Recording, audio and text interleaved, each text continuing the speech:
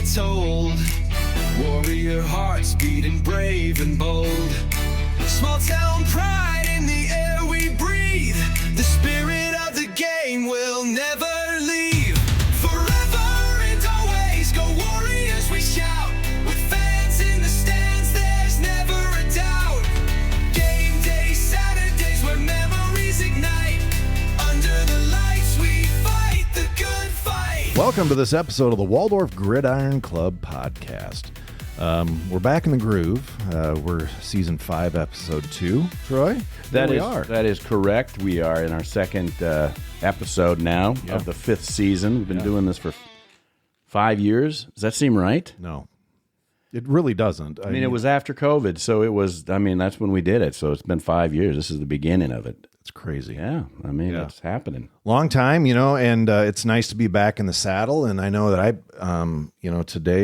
today's Thursday, and had the luxury of spending a little bit of time with some of the guys in the locker room. They were getting equipment, getting ready for Monday when their world is going to be changing. All right. Yes, and it's a lot of good things. But yeah, a few of the guys said, "Yeah, hey, watch the episode." So yeah, I think they like watching it more than they like listening. Yeah, they do. My wife does too. She likes watching it on YouTube. So I feel like I've seen it a lot. I mean, I really don't want to make you feel uncomfortable, but is it because of me? It is. Yeah, for sure. 100%. Yeah. Heidi, Hello. I'm going to turn the camera on you now. Come back to me here with my bald head. Decided not to wear a hat today. Whoa. But bald is beautiful. And we've seen it in the last episode. Yes. Head coach, he's sporting the same haircut that I've got. Yeah. And now we're going to meet the offensive coordinator who's got the same haircut I got. Our too. associate head coach, he's got one of those tight haircuts that everybody loves. Apparently, around. I'm going to have to shave my head. Yeah, I think I'm going to have to shave my head. So, I guess without any further ado, folks, we're pretty excited. We told you last week, the associate head coach, the offensive coordinator, the man that's going to run this machine coming up this fall is Coach Jermaine Gales. Here he is. Coach, welcome, man. Welcome to the Gridiron Club. Thank you for having me. Yeah. It's a pleasure to be here. Yeah. Well, it's fun for us too. This is the first time I met you when you came into the studio, and so it's nice to put a face with a name. I noticed that on the website there's not a face to the name yet, so we got to get that picture up there. So we want to make sure that everybody recognizes you when you're walking around town. Yeah. How's that been for you so far? It's been awesome. It's been an awesome experience coming into Forest City. Running into folks in the store. I frequent Quick Star for my morning coffee, and everybody in there is so nice. I think they know me by name and face by now, but I haven't met a stranger. So it's exciting. My wife and I talk about that on a regular basis, and she's excited to be here as well. Well, tell us a little bit about, might as well get into that right away. Before we start talking football, you got your wife, and what's her name? Kizzy Gales. Kizzy Gales. Kizzy Gales. Oh, that's a great name. That is a great name. So, and that just kind of rolls off the tongue. So, what was her maiden name, if you don't mind me asking? Kizzy Forrest. I think Kizzy Gales has a better ring, don't Yeah. you, I do Coach? too. I do too. Yeah. How long you folks been married? 21 years. Wow, good for you. Nice. Good for Very you. good. Long haul. Any kids or anything like that, or? I've got 6 children. All right. And 7.5 grandchildren. Nice. Holy. He's in the Grandpa Club. Oh, yeah. Troy just became a grandpa. I've been a grandpa for not quite a year yet. Yeah. We're getting close, but Yeah, we had first one. Austin was born back in February, the beginning of February, and so I've only seen him once, but pretty impressed with him. And so, yeah, boy, Andy. I mean, we've got something. Talk about. I mean, obviously with transition of coaching, new coaching staff. We've got, but now it's not just that. I mean, for the last few years, we have been talking about how young our coaching staff is, and now we've got some stalwart experience on our coaching staff, and Coach Gales coming in with the grandpappy title as well. That's pretty cool. What is your grandpa title? Paw-Paw. Paw-Paw. All right. I'm Paw-Paw. Very good. Now, there's people around here that call me Papa Buff, but I don't subscribe. And I was actually talking to Coach Gales in the locker room today, and said it's nice to have some folks around that are a little more seasoned that I can relate to. Yeah. Because like Danny Donadio was like the oldest coach, and I'm 22 years older than him. Yeah, right. Yeah. Yeah, for the love of God. So it's finally nice that when I start talking about my problems, our associate and our head coach will be able to be like, yeah, I know what you're feeling. Well, these guys are in better shape than I am. So yeah. I don't know, maybe not. Now I have to. Now, you said, did I hear you say 7.5? You got Correct. a grandbaby on the way. I do. And Right. Funny story. I got to tell this story. Yeah. All right. So we go to Fayetteville, Arkansas this past weekend because it was my son's baby shower. All right. All right. Knowing that it was supposed to snow Sunday, we tried to get there and get back before, Right. it all broke loose. Well, didn't make it. Okay. We thought we were going to make it, but we get to Ames and they shut down Interstate 35.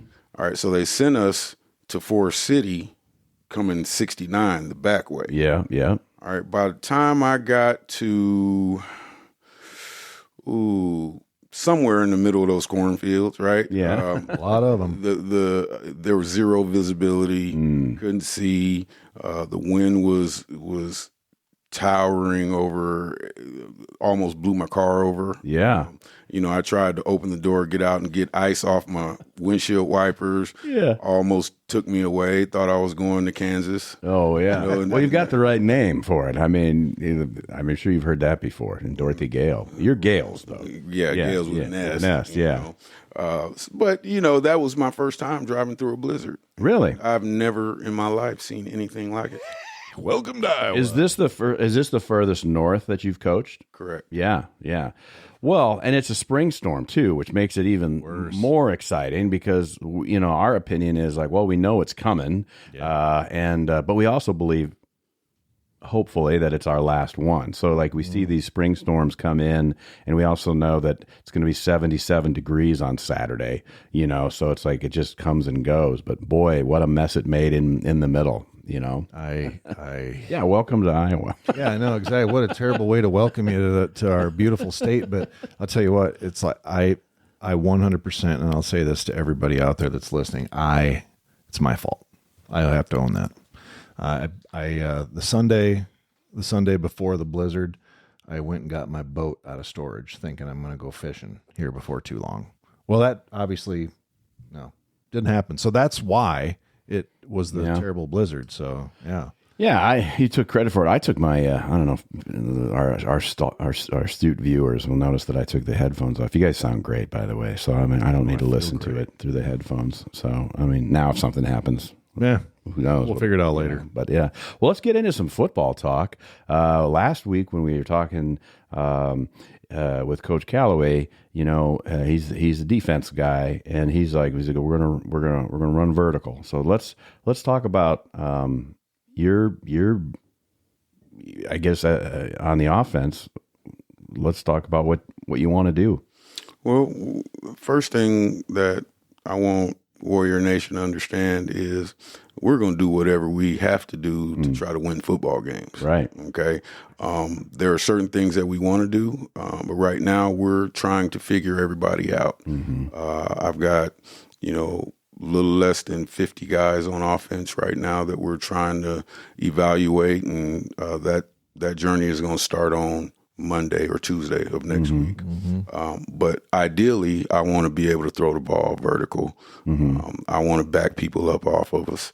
I want to be able to take what the defense is going to give me, and I want to be very efficient with the football and move it up and down the field and get it across that little white line a lot. Yeah, I like that. Yeah. I mean, Warrior Nation will definitely appreciate that. You said that you had you want to get there's things you want to do, but you're going to do what you need to do to win. Correct. So I'm taking that as you are evaluating, like you said, what you've got, and you're gonna scheme based on the talent and the proficiencies of the players that you've got on hand as you develop that program. Is that what I'm hearing?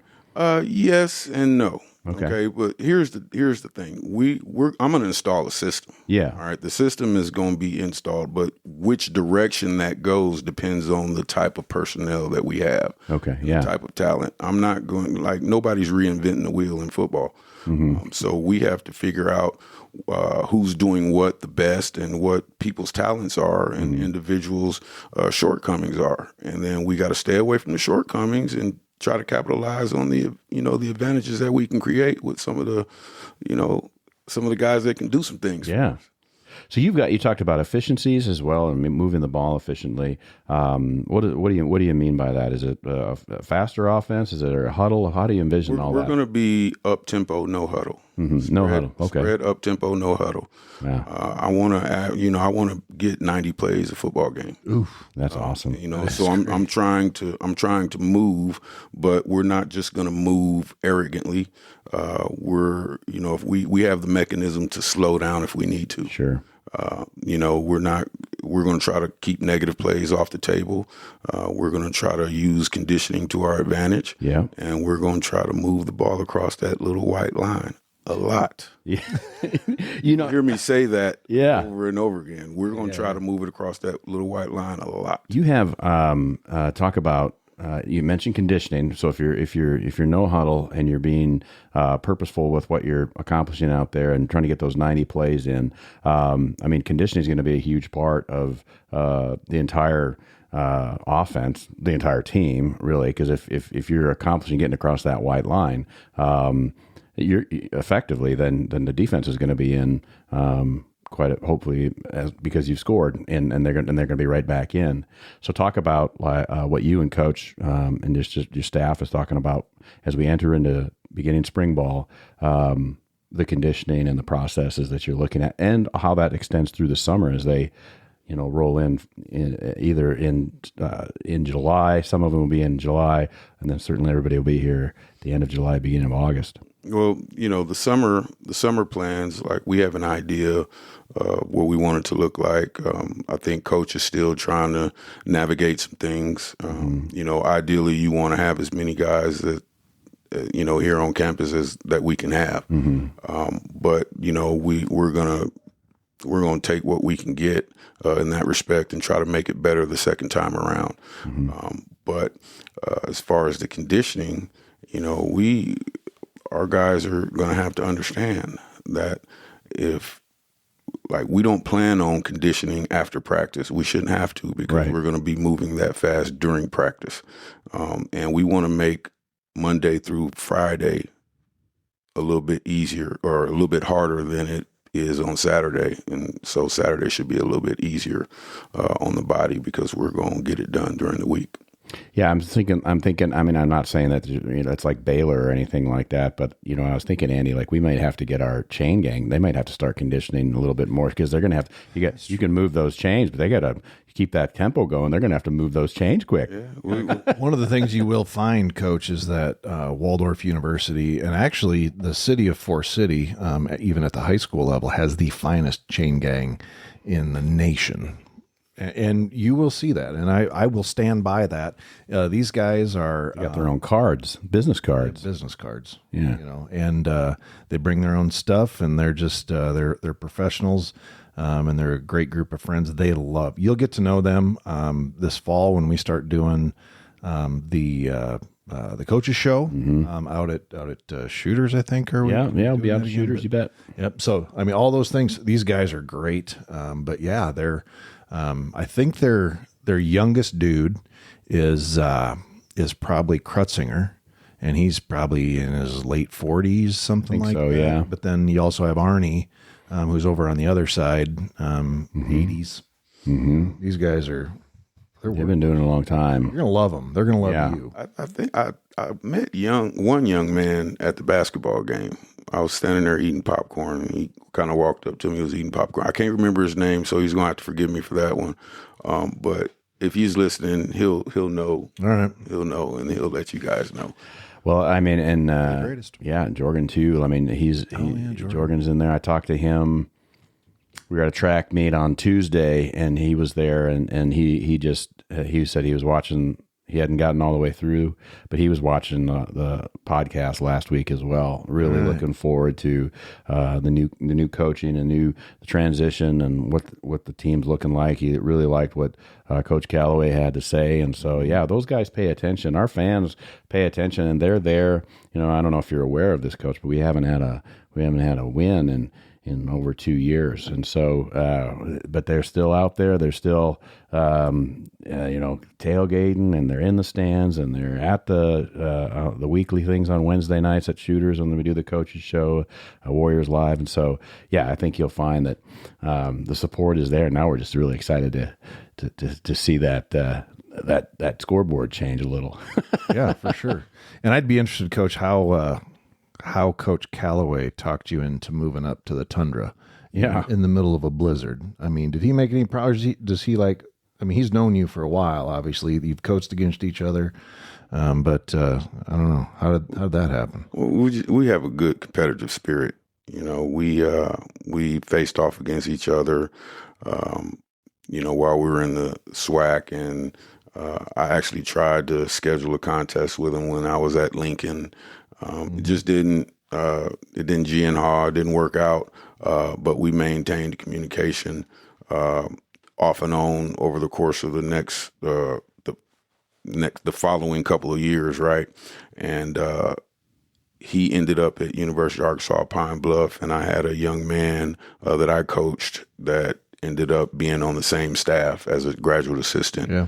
And so we kind of reconnected. Once that happened, we just, I congratulated him on getting the job here. And at the time, I was, really wanting to change what I was doing. So I just didn't think I was going to be in Forest City, Iowa. None of us do. And so, for me, it's about, I accept challenges. Mm-hmm. I bet on myself a lot. And sometimes it doesn't work out. All right. But that's part of the fun. Mm-hmm. It's part of the fun. You don't take, excuse me, I need a hamburger or something. I need a cheeseburger. Y'all got pizza or something. Yeah. No. But it was a deal to where I knew, that there's something that could be done well between the two of us together. So, why not? Why not Forest City? Why not Waldorf? And, Coach Callaway is a great dude. Mm-hmm. He's a great guy. He's totally transparent, which is what, one of the attributes that you like to have in a person that you're working for. So why not? And we're kind of the same way. I'm going to be totally transparent as well with the guys that I work with. We bounce ideas off of each other. But at the end of the day, my job is to get Coach Callaway's vision out onto that 53 and a third and 120 yards long so we can win. How many years of coaching do you have? Because Callaway was saying this is 27 or 28 years for 27, I think. Yeah, and then so this will be 23 for me. Okay. Yeah, I mean, look at that. You got over 50 years of coaching experience, and your top two guys, and so that's gonna. You're already seeing how we talked about it last week, like when Callaway came in, you could tell that he was nose to the grindstone. This isn't his first rodeo, and getting things set up and prioritizing, and obviously met with the kids all in the first week and did that, but then was out hitting the recruiting, finding the coaching, getting the staff in where he wants it to be, and then you're coming in with the 23 years of experience yourself. How does that when you come into a new program for you? How does that experience? Like, what are your priorities? How do you roll in and you just say, well, I'm setting down my bags. Here's where I go. Well, I think what I believe is that when you come on, an institution's campus, you have to start to develop relationships right away, because you can't do what you do as a football coach by yourself. All right, and it starts with the young men that you're going to be in command of. It's one thing to be in charge of a group of young men, but it's another thing to be a leader of that group of young men. And so you have to develop the relationships with those guys from them all the way across campus. All right. Because this is it's a project that's going to require all hands on deck. And, so if you can get that, then you can start to venture off and see how the individuality plays into everything. So, yeah, I'm installing a system, all right, but I got to make sure that those guys know me and trust me in order for them to execute the system. Excellent. So we talked a little bit about, 23 years.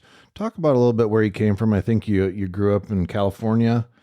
I did. Los Angeles area, something like that. So, talk about your journey through some of the different schools, where you got your start in coaching. And I know you played for 2 different schools, one in California and then Southern Arkansas, I believe, is where you finished up your college playing career. So, yeah. Yes, sir. So I grew up in Los Angeles, California, 83rd and Broadway to be exact.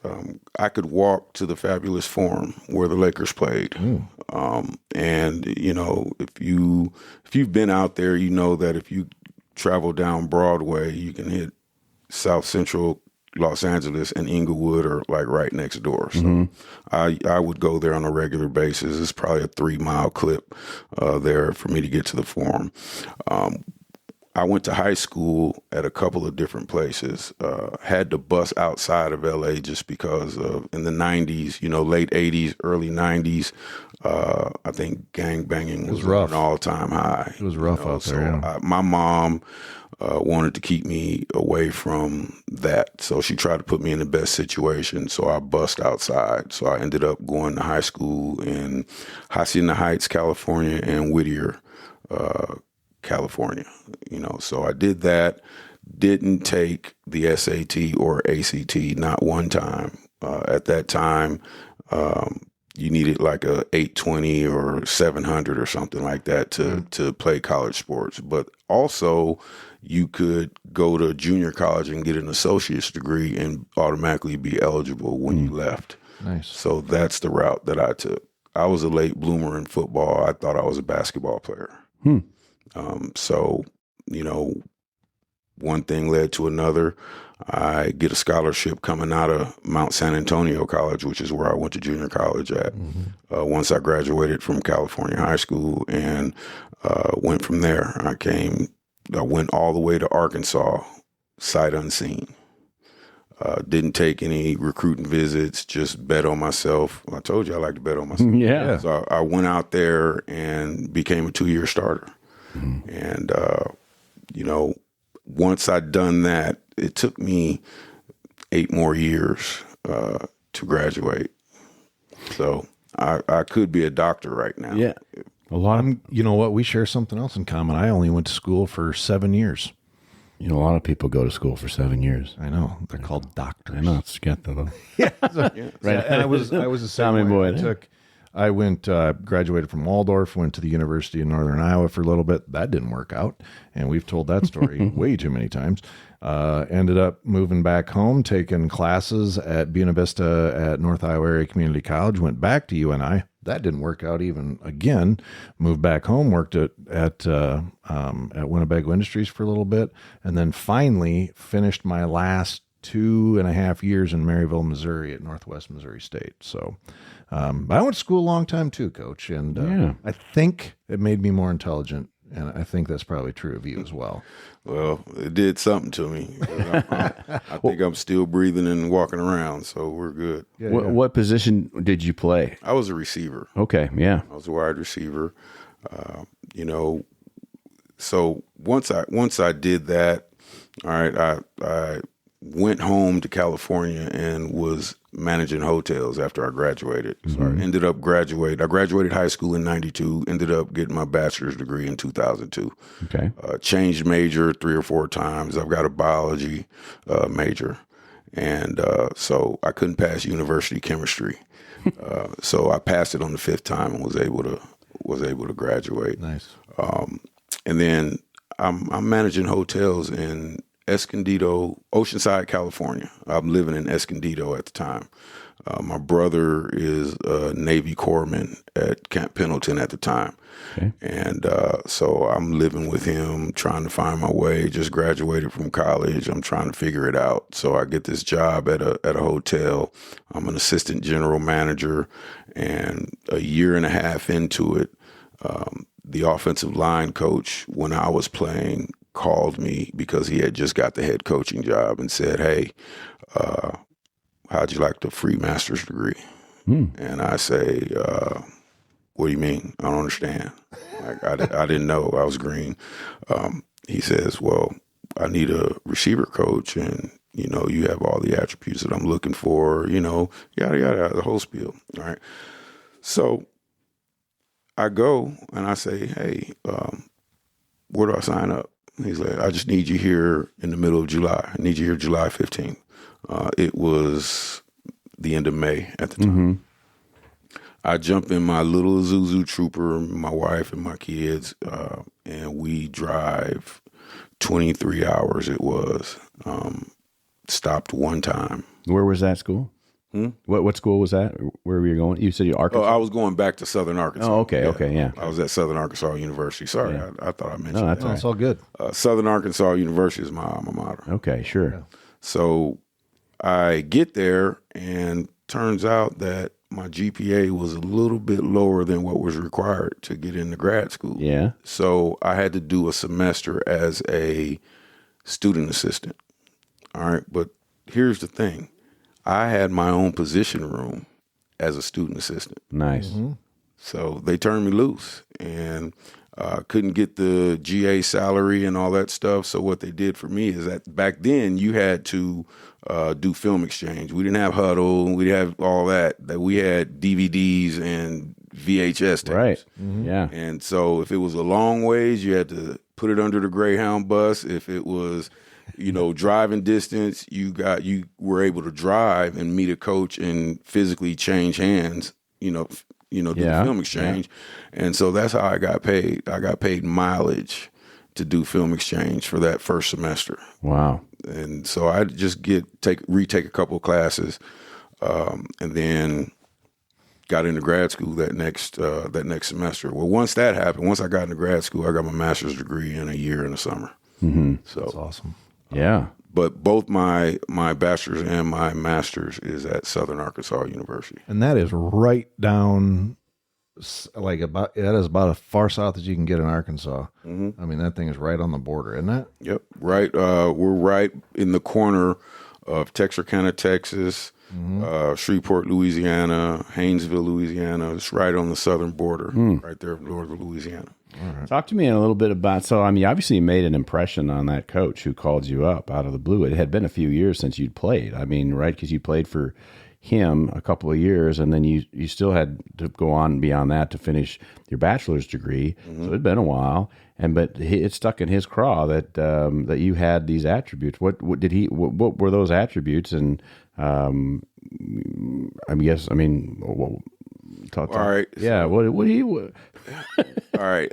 So I don't tell this story often, but I'll tell you guys because it's Nobody will not see something this. not something that you want to brag about. Anyhow, when I get there, I'm fresh off the plane, coming from Los Angeles, California, to a place that I've never seen or barely heard of, but once they said scholarship, I was all in. So I get there, I'm on campus less than 2 weeks. I, got involved in intramural basketball, right? So I'm playing basketball. We hadn't even started weightlifting yet for the semester. So I was there a week before the semester started over Christmas. And about 3 weeks into the season, I joined this basketball team playing intramural basketball, and we got in a little brawl, like a little scuffle incident. I fall off the bleachers and break my hand. Oh, Whoops. I'm a wide receiver that just got a scholarship. yeah. And it was a full scholarship. Now, Yeah. I didn't have to pay one dime to go to school. I get there, and now your investment's got a broken hand. All right, so because I know where I come from, those are hard to come by. Right? I had to go to the doctor. Didn't have to have surgery or anything, but they put a hard cast on me. All right. With that hard cast, I still had my fingers and my thumb exposed. All right. Never missed a day in the weight room. Never missed a practice. I went from 12th on the depth chart to 2nd on the depth chart in one spring with a broke hand and a cast on. Those are some pretty good attributes, I'd say. Made an impression. Yeah, I think so. Yeah. So that was, and I don't tell that story because nobody believes me half the time. Yeah, you didn't catch no football with no cast on. If I tell these kids these days that they're not going to believe Coach Gales. No, sir. No, sir. But that's honest to God. That's what happened. And, so, one thing led to another. We kept in touch over the years. Once he got the head job, he called me. The offense that they were running, I knew, and he just kind of slid me in there, and then the rest is history. Yeah. So you had this. I will say, just the stories that you've told thus far, and the way that you've,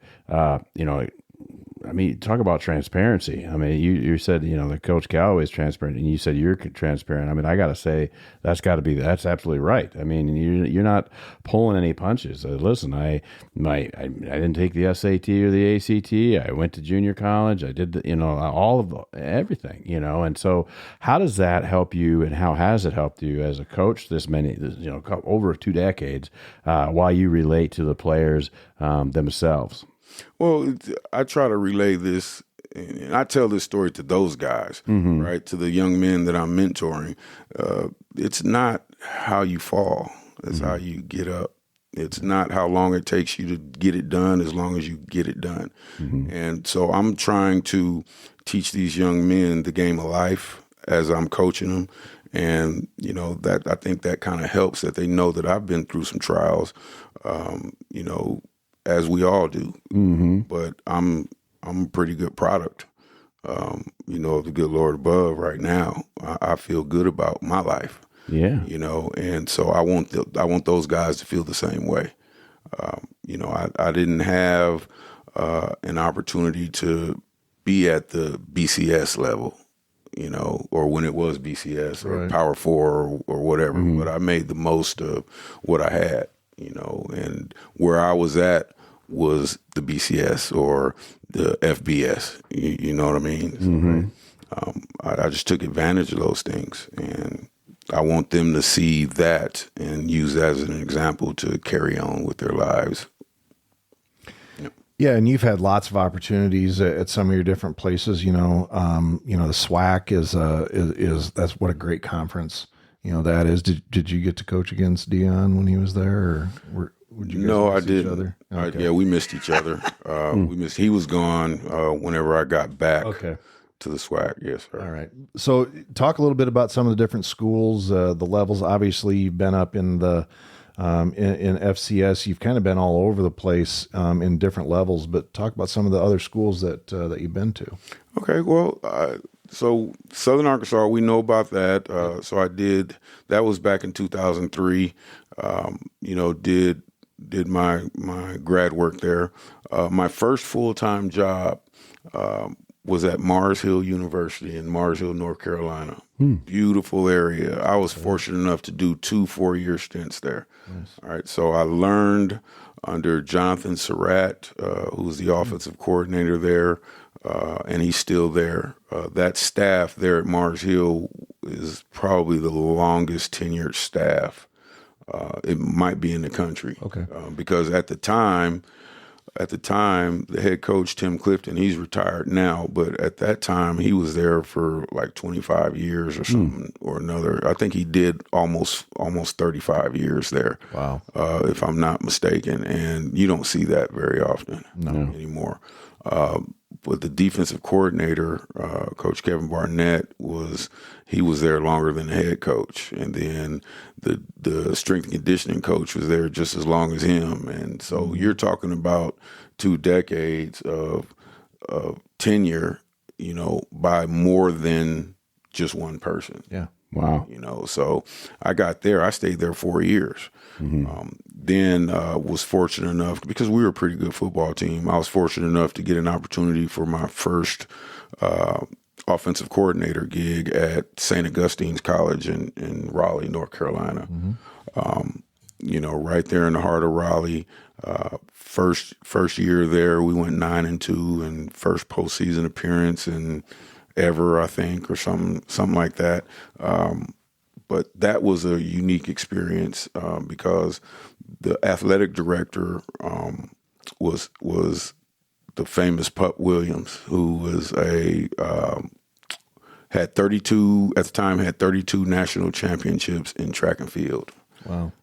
And he was the head men's Olympic coach at one point in time for the USA.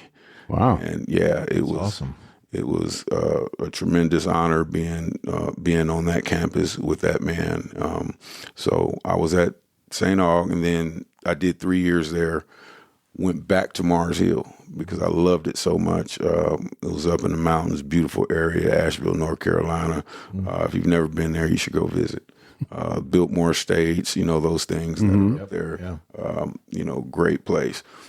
After that, I go to North Carolina Central University, where I was the receivers coach under head coach Jerry Mack, who is now the head coach at Kennesaw State.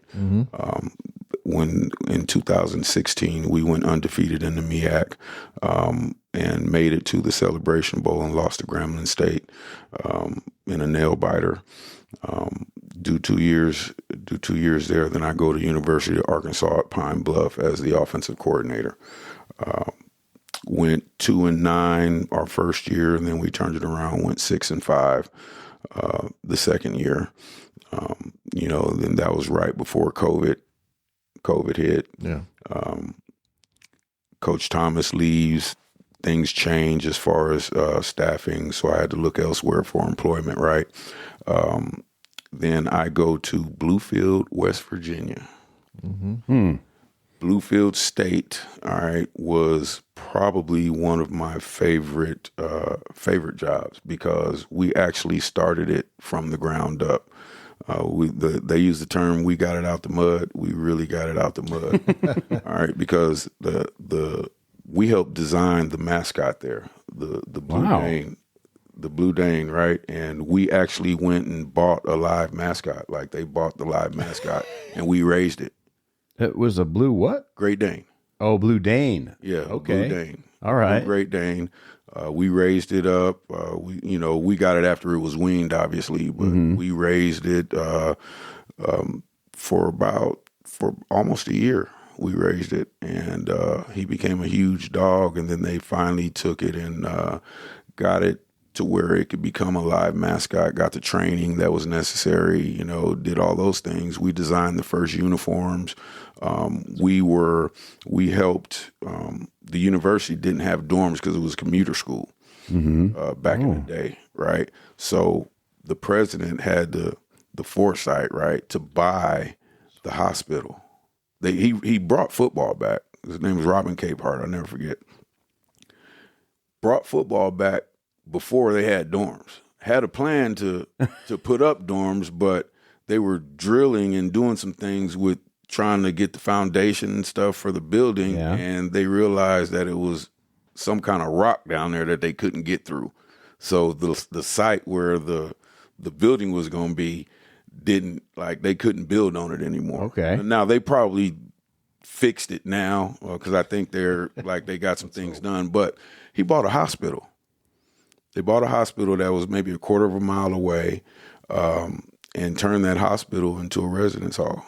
All right. Craziest thing. I kid you not. Now, I'm going to just tell you this. I got plenty of stories. So they had never had football. They had football 40 years ago. Oh. And at the time. Brought it back. At the time. They brought it back after a 41-year hiatus. But they didn't have did they have other sports? Yeah, they had other sports. And they were also Blue Danes. Or no, there was no Big mascot? Blue. The mascot was the Big Blue.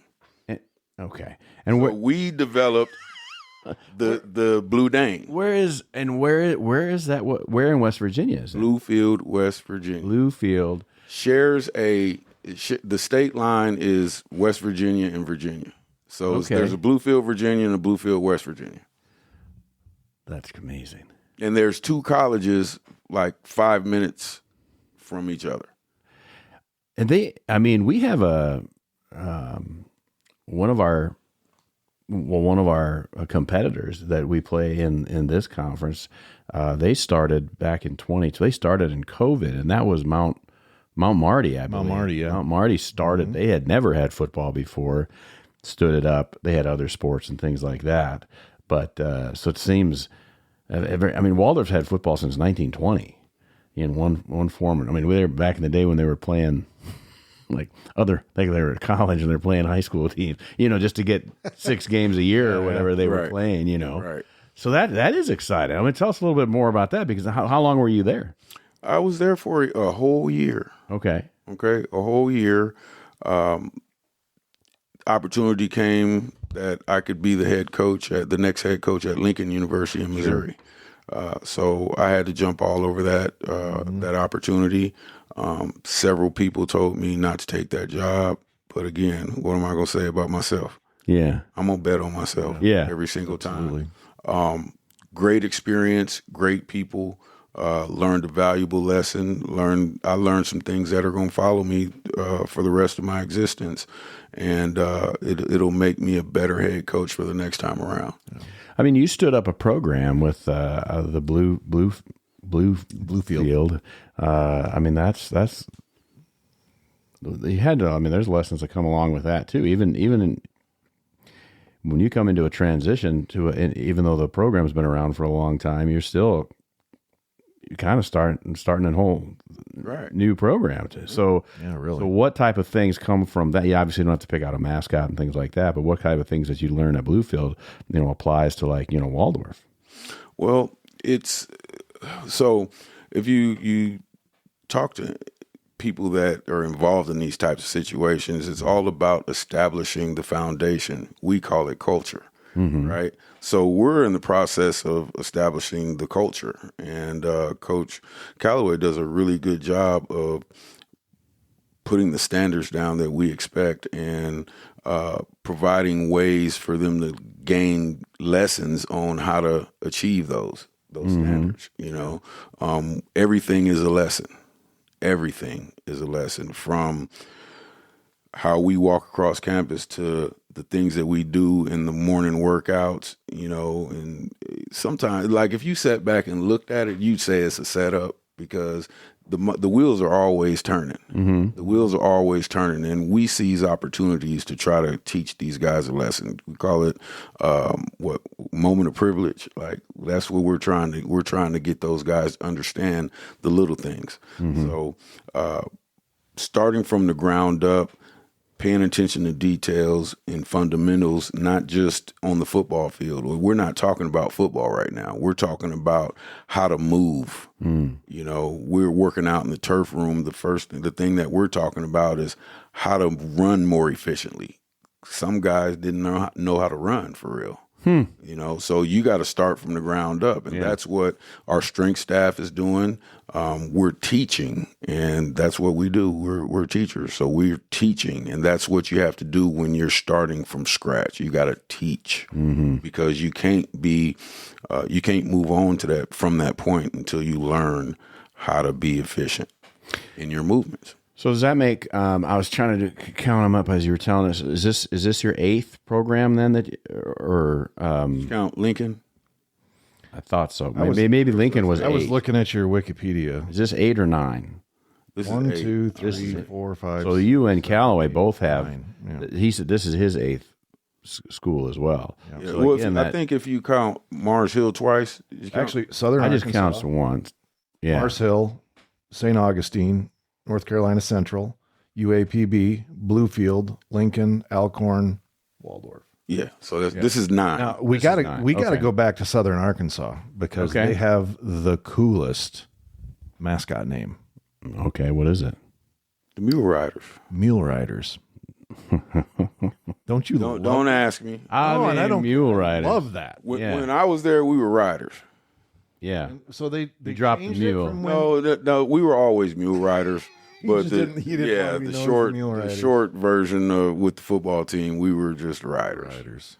All right. Just riders. But I saw it and I thought that's pretty great. Yeah. I really like that. And,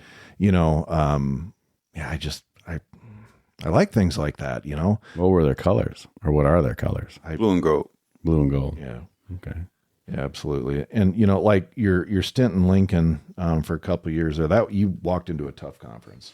Yeah, no doubt about it. But I'm gonna just tell everybody in the world we didn't win a football game. Okay, We know what that's like. we didn't win a football game. All right, and we did not win a football game because we were not a good football team. We didn't win a football game because everybody else in the conference were really good football teams. Yeah, I would say. So imagine this. Imagine lining up against Northwest Missouri, Pittsburgh State, Emporia, Hayes. all of those All those schools guys. with no bye weeks, no out of conference games. You're from the word go, it is conference. It's tough. And so I'm not ashamed of that. Like I'm not ashamed that we were in the MIAA, which is that's the SEC, a D2 football. Oh man. And I was proud to be part of that conference. I was proud of Dr. Kevin Wilson for bringing me on. I was it was a great experience. Those people that I met there are still friends to me today. You bet. And so was there any consideration, like obviously, Waldorf, small school, and we're biased, but we truly believe that the GPAC in NAI football is best in the nation. Did that have any weight for you in making your decision? Well,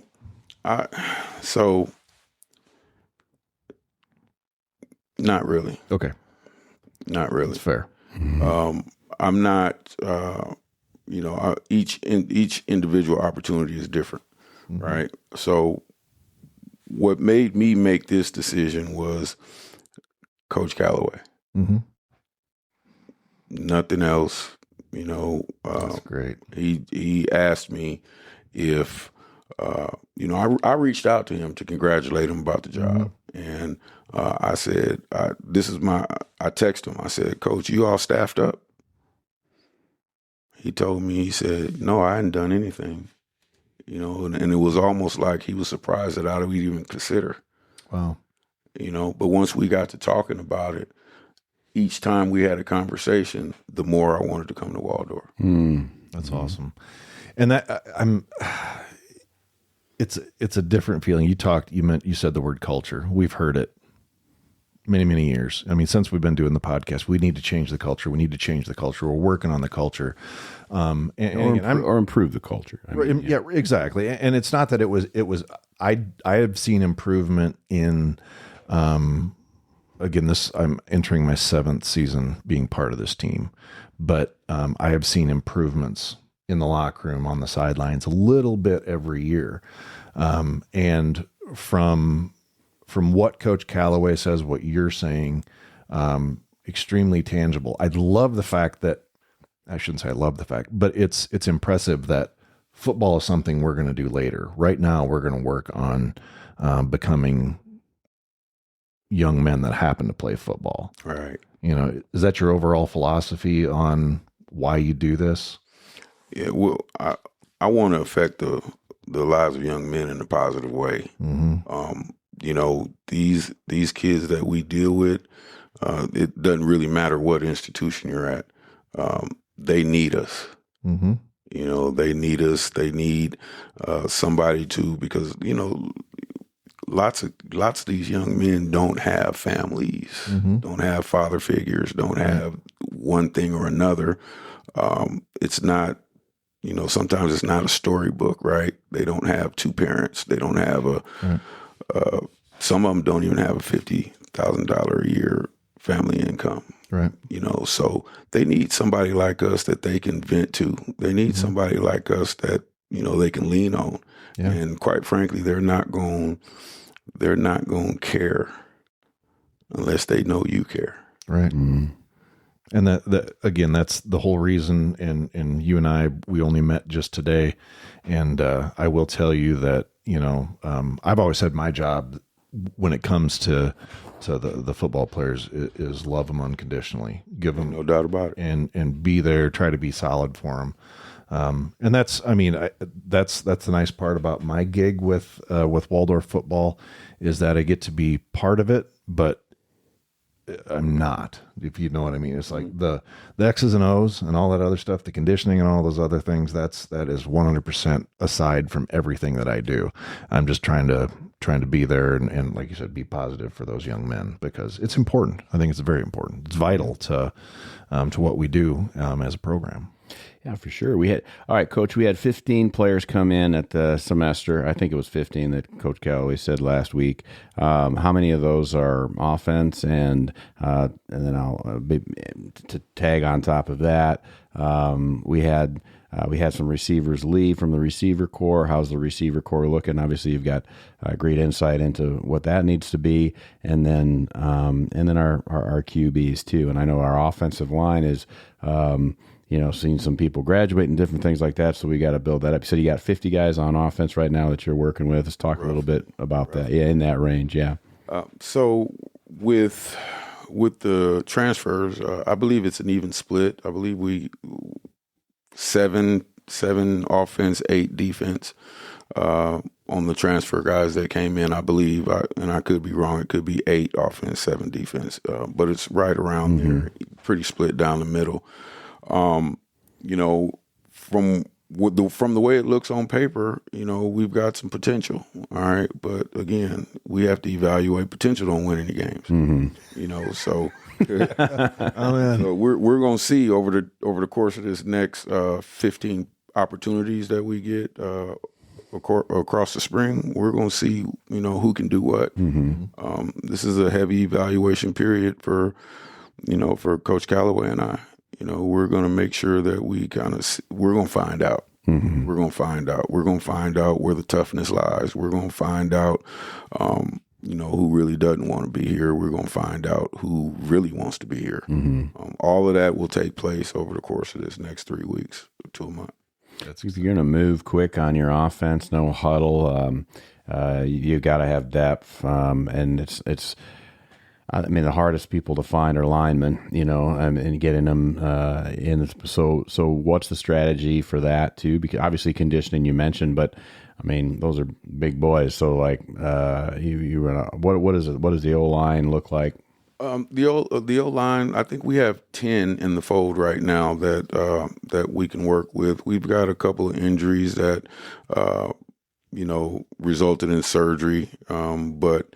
I think we have a good, solid core group of guys that we can work with over the spring. The goal is to teach everybody what to do, and then evaluate and find out where the toughness lies. Like I said, so teach them what to do. Don't beat them down into the ground, which means we're going to take the pads off of them a little bit so that we can make it. The goal is to get all these horses to the race. And that's with the big boys.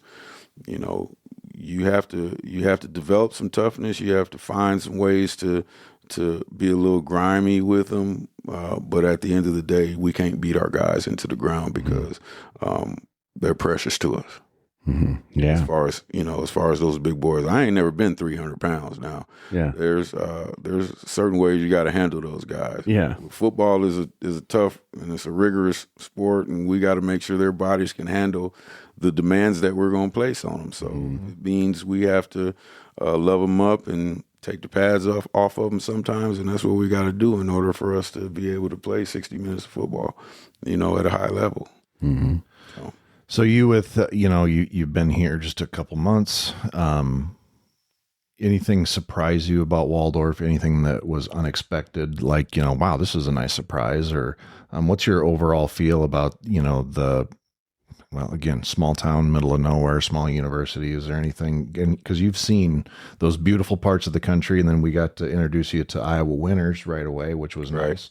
What are some of the things that your takeaways, just from that, short time, here in Forest City and Waldorf University and the program? Well, so when I first got on campus, the first thing that I saw was the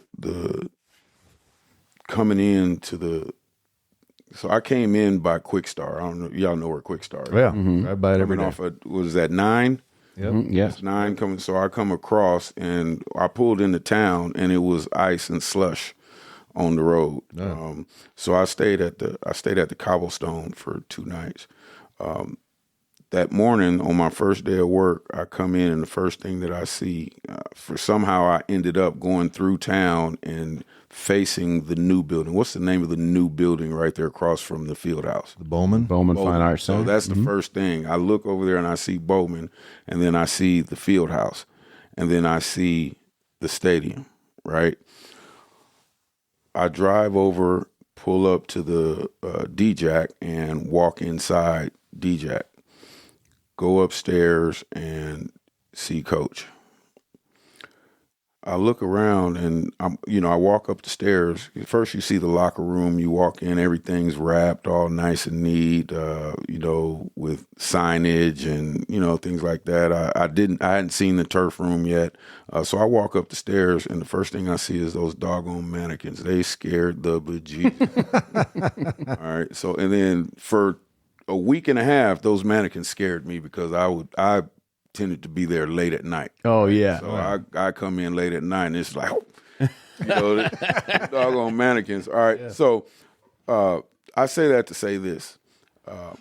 Waldorf University's facilities are much better than I expected to see. Because, I didn't come here to see the place before I accepted the job. I just said, I'm coming. And I knew that it had to be okay if Coach was here. He's not going to do anything. He's a stand-up guy. And he kind of gave me the laydown of, what it was before I got here. So I say all that to say this. People think that NAIA athletics is less than sometimes. All right. But the truth is, Waldorf University has a lot of things that are better than some Division I institutions that I've been a part of. Wow. I'm just throwing that out there. Now, I'm not saying what it is, who it is, or anything, but what I'm saying is that Waldorf University and these athletes should be proud of what they do have and take care of what they do have. Yeah. So, and from what I see, you guys do a really good job, and I can see why this would be called the best small college experience on earth. Yeah. Now, I haven't experienced the tailgate or anything like that. Oh, you will. I know. You will, young man. I know that, that weight room, Aiden and them do a really good job. I walk in the weight room, there's 16 racks in the weight room. Where do they do that at? And that's what we talked about talking to Coach Calloway last week, how refreshing it is for us because you constantly compare yourself against those perennial national champions and those some of those schools that have a whole pile of money and they have kind of the prettiest, shiniest stuff, and you kind of look at our stuff and this is what we have is like, maybe it could be a little bit nicer. Maybe the turf field is going to help a lot. Sure. But the reality is it's nice to hear from Coach Calloway and from you, Coach Gales, that, we do have a lot to be proud of, and we are super proud of Waldorf. And one of the things that I'm excited for you to experience your first time is our game day Saturday at home. Yeah. We think we do something pretty special here. I'll always remember 2 years ago, the last game of the season, we played Morningside. That went about as you could expect. Morningside's a good football program. And Coach Ryan is standing on midfield talking to head coach Chop at the time. And he's like, what do you guys got going on today? And he's like, what do you mean? He's like, all the people. It's Saturday, coach. And he's like, really? Yeah. And so he just, somebody from Morningside was relatively impressed that, we have, at the time we hadn't won a football game and still haven't, but in the GPAC at least. That's one of the things we're proud of. We're proud of this community. We can't wait to show off. to you, to the just to see the whole thing. It's a new day with Waldorf football. With Coach Callaway and now Coach Gales, and you have some holes to fill in your staff, but that'll come. You get those pieces in. I'm sure you probably have people in mind and things like that, and that's going to be exciting to see how it all comes together. There's no concern. Yes, that's right, Coach Callaway. That is no concern. Not a concern. No. I what Andy said is true. I think when I build something and somebody looks at it and they go, "Oh, wow, that looks great," but I'm like, this corner over here isn't perfectly mitered. I mean, I'm picking out all the things that I know is wrong. So like, if you point that out, they're like, well, I guess I didn't notice that, and so I think that's part of what it is for us is like, we live here. It's our community. Both of us went to Waldorf back in the day, and you want us to be, as awesome as we can be. And so sometimes we just, don't see the forest for the trees. And it's very refreshing to hear you and Coach Callaway said a similar thing last week. And so that's good for our fan base to hear too. We have a lot of good things going on at Waldorf, and instead of pointing out maybe the poor miter on a corner, maybe we ought to be taking a look at the whole building itself. Mm-hmm, absolutely. So Coach, one of the things, we've talked a lot of football, and that's good. What do you do when you're not coaching football? You got 7 grandkids, so that's going to keep you pretty busy. But what do you like to do in your spare time, if you have any? Well, so whenever I get a chance, I like to get to them, if I can. I love to spoil those youngsters. Paw-Paw is, he's the guy. Right? Paw-Paw's the guy. Oh yeah, we all are. Well, sometimes they get lazy and they just call me Paw. But when they want something, it's Paw-Paw. Mm-hmm. That's awesome. So I try to get to them as much as I can. I like to try to do things that my wife enjoys when I have free time. Mm-hmm. Whether it be sitting up watching. So we binge watch a lot of TV. Mm-hmm. Awesome. All right, and the thing we're on right now is The Lincoln Lawyer. If you haven't watched it. I started watching it. My wife was into it, and I haven't watched it, but I think I've caught an episode. That's what we're doing. When we get a free moment. But those situations are a little few and far between right now, just with the rate that we're recruiting. So right, it's kind of a situation where we got to get it in when we can. Yeah. And, I'm spending a lot more time on the phone with other folks, and she's okay with it right That's now. good. She knows that we're on a mission here. We're trying to win some football games. Yeah. Yeah. So she knows. Do you watch Bridgerton? No. Me either. What are you talking about? Yeah. It might have been on. I might have watched it. But so other than that, though, I try to take advantage of those opportunities with the wife, with the children. Mm-hmm. I do have a PlayStation 5, so you get some time on that. Yeah, no. So I don't do football though. I don't do Madden or anything like that, or NCAA. Yep. I'm a Call of Duty guy. Oh yeah, man. Person. All right. That's surprising a little bit. I tried Call of Duty, and I couldn't. You know how at the beginning of Call of Duty they have little training. Mm-hmm. Like little train before you even start playing Call of Duty. You do like a training exercise. So you learn how to operate all the buttons and what you're supposed to do. I couldn't get through the training, right? Which is very frustrating, especially for an Army guy. Yeah, that's part of what it was. Yeah, I was absolutely a little upset about that. I'm not now to be completely transparent. I was playing that in my Army office, so I should have been probably doing other things anyway. Well, one of the things we always like to do too, Coach, is introduce Warrior Nation to your family. 6 kids, 7 grandkids. Where are they located? What's life look like for them? Okay. Well, I got to start with the wife, of course. Izzy Gales, and she's here with me in Forest City. My Oldest son is Darius Forrest. He is in San Diego, California. He's in the Navy. God bless him. Him and his wife, Amber. His wife's name's Amber, and his son, Carson. Carson is he's approaching 1.5 now, I want to say. Yeah, he's a toddler. He's running around. Yeah.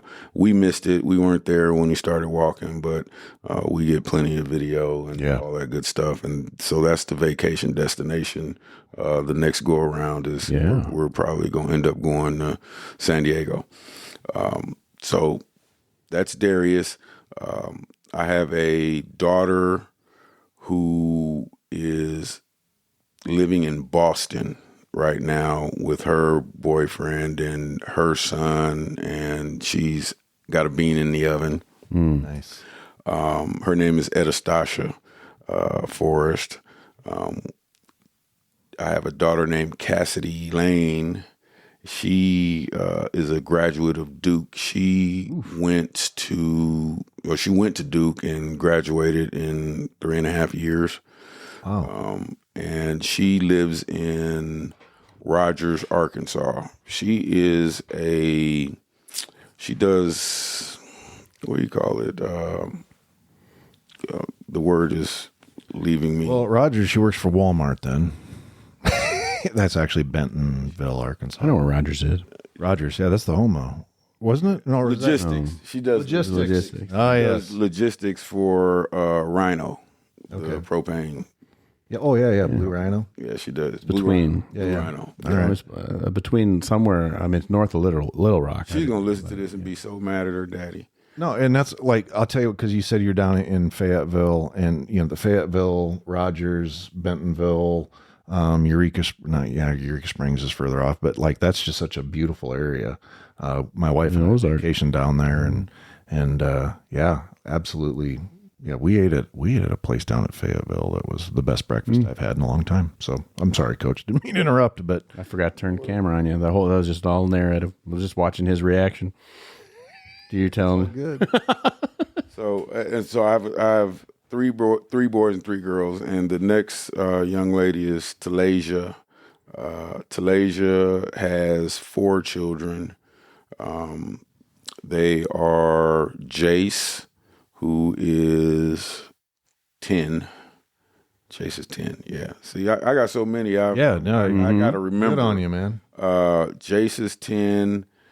Ava is, I want to say 7, 6 or 7. You can get yourself in trouble, Coach. I'm Yeah. just telling you right now. No, they understand. Yeah. They understand. They know what time it is. I ain't gonna tell them no Yeah. about anything. Yeah. Right. Yeah, Okay. So, and then Gia is turning 3 this weekend, Oh man. and Demir, who is just started walking, he is 1. That's great. And yeah, so they're in Jeff City, Missouri. So when I got the job at Lincoln, they followed me from Pine Bluff, and then her husband Dirk was fortunate enough to get a job. He's a welder. Oh, yeah. If anybody needs a welder, I know a really good one. Yeah. Get him up here. Yeah. We can find something for him, right? Yeah, they followed Absolutely. me to Jeff City, and he's doing really well for himself there. Yeah. That's awesome. Welders do great. I mean, if you're a good welder, I He mean, works for Modine. Y'all ever heard of Modine? I don't think I have. Okay. I think they make like radiators or something, Okay. or air conditioner units or something like that. Something important that he works a lot and makes a pretty good living. Good for him. My son Devon, who you may see here, he's applied to school here. Oh, And excellent. He's got a little bit of eligibility left, I think. Ooh. We're gonna keep that on the hush right now. Yeah. all right. Didn't hear it. And then my son Braden, who just got married not too long. He's got a son on the way. So that's where I went this past weekend, and came back to a blizzard. Yeah. So, and they're all in the Arkansas area. So Rogers, Arkansas, Fayetteville, and then Jeff City, Missouri. Yeah. And then Boston, and then San Diego. So that's where my youngins are, and all their kids. I can't keep up with them. Pretty soon I'm going to have 10 or 12 grandkids, and then it's going to be jealous. So two of my kids haven't started having kids yet. So I've already got that many, and I'm still waiting on 2. Nice. Oh, that's great. Coast to coast and a whole bunch in the middle. That's nice. Yeah, and it would be more than wonderful to have your whole family up here sometime this fall to watch you coach and get to know them and see the little ones screaming for Paw-Paw on the sideline. Yeah, that'd be awesome. The greatest thing. Well, yeah, but they ain't gonna be screaming for Paw-Paw. They're gonna be doing some other stuff. They might be running around tackling folks. If you want to pick up football game, just turn them loose down there in the end zone somewhere, and you'll get a good pickup football game. And it ain't gonna be no flag. It's gonna be Full on. Yeah. Yeah, that's great. Yeah, because all you got to do is throw them into the tailgate, and there's all sorts of kids a lot of down there action. tossing the ball around, boys, girls, the whole work. So they'll fit in just like that round peg that we talk about. Mm-hmm. Cool. Well, one of the things we always like to do, Coach, is since we've gone past our hour, which is great. See, I shouldn't have started rambling. This is awesome. This is going to be another great episode. But we always like to give our guests that last word, whether you want to say something to the family, the fans, the staff, the players, or everybody, or anything like that. We just kind of put you on the spot. So we're going to give you the last word as we wrap up this episode of the podcast, Coach. Okay. Well, really, what I would like to say to Warrior Nation is be patient. We're going to do some things that may seem a little unordinary, but we're setting the foundation for where we're going to put the bar. That's awesome. I'm looking forward to it. Well, it's great. Folks, you got to know Coach Jermaine Gales just a little bit. The proof is going to be in the pudding as we navigate through spring ball that starts on Monday. That's going to be exciting to just going to see how everything that you've done comes together. It's going to be a lot of fun. And then, of course, we'll have the summer and just the anticipation of fall. And the more that we do these podcasts, the more excited we all get. I mean, so it's going to be wonderful. So I think that's going to do it for this episode of the Waldorf Gridiron Club podcast. Thank you, everybody, for taking some time out of your day and getting to know Coach Jermaine Gales. I hope you're excited because we sure are. Well, that's it, Troy. Absolutely. That's all right. So for Troy Thompson, this is Andy Buffington, and forever and always, go Warriors.